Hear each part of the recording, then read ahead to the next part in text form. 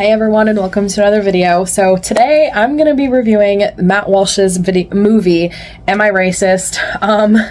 So this video shouldn't be controversial. This movie, shouldn't be controversial, but it is. A lot of like the mainstream movie reviewers and professional movie reviewers are choosing to ignore the movie, even though it's actually doing pretty well in the box office. One of the reviewers that I like to watch, I forget his name for some reason, but he reviewed it and he was, just doing his job, and apparently people on Twitter like went after him and everything. Basically the entire movie is a comedy and satire. I'm not much of a comedy fan, but this kind of comedy and satire I find genuinely funny. I don't like the inappropriate humor kind of comedy movies, but because I haven't seen many comedies, I'm not interested in them. Like, this is the first funny movie I've seen in a long time, and it's definitely the first comedy I've been so excited to go see in theaters. So yeah, the entire thing is comedic, but it's not like disrespectful. I feel like Matt Walsh does a really good job of just like going to he goes into different spaces, obviously, that are opposite of what he generally, like, he's a conservative, he goes in a lot of liberal spaces, and so but I feel like the satire is like done where he's basically going on this like journey of DEI, which is diversity, equity, and inclusion, and he gets a certification and tries to like learn what these people teach, and it kind of like, in all of the like scenes and the moments and stuff, he's genuinely listening, he's genuinely interviewing people and like learning what they teach, and it's just really comedic and funny. And of course he like interviews like people, like African American people in the Deep South and like stuff like that, and how they don't see race, they just live their lives and they're kind to people, and that's all that they do, and that's all that really needs to be done and stuff. It's a really funny movie, and I really enjoyed it.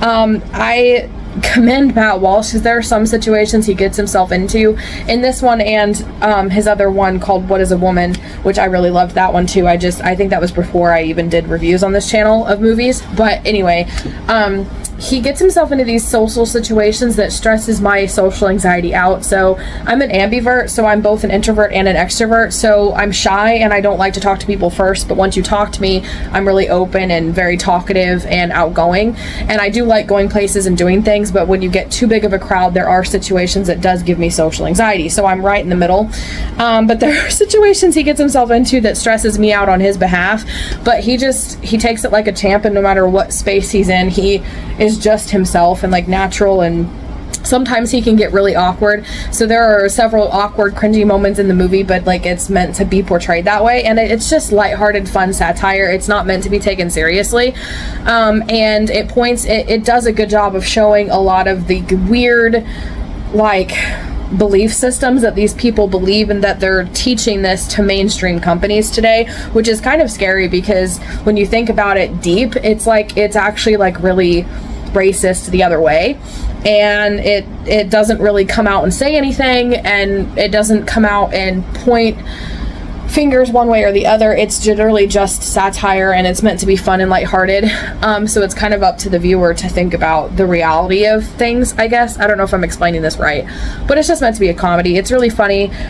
Basically we went out, we had a good time, we had a good laugh. Like, there are some parts that are super funny, and it is satire in the sense that it is meant to laugh at the ridiculousness of the policies that they're teaching, using DEI, which I always want to say DIY, so I get that mixed up in my head for some reason, but regardless, so there's several parts where it's like he is genuinely interviewing them and genuinely just being serious, in terms of going on this journey and trying not to be racist and stuff, and he like traps them with their own logic. So like there's this one part where he talks to this one lady, and she talks about how her daughter never chooses a diverse princess, she always chooses the white princesses, and he talks about, well, his daughter's obsessed with Moana, but then you get the problem of, well, now she wants to dress up as Moana for Halloween, and that's culture appropriation. And she's like, yeah, And she kind of doesn't really have an answer, because it's like, well, what do you do then according to your belief system?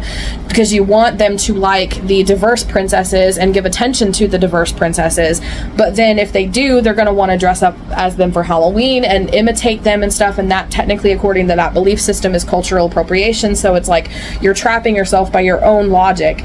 There's another situation where he's talking to the main woman who wrote this book that kind of kickstarted everything around 2020, and she started the whole DEI thing, and that's when it started getting taught to mainstream companies on how to be diverse and all that stuff, and it like permeated most of the mainstream companies that exist today.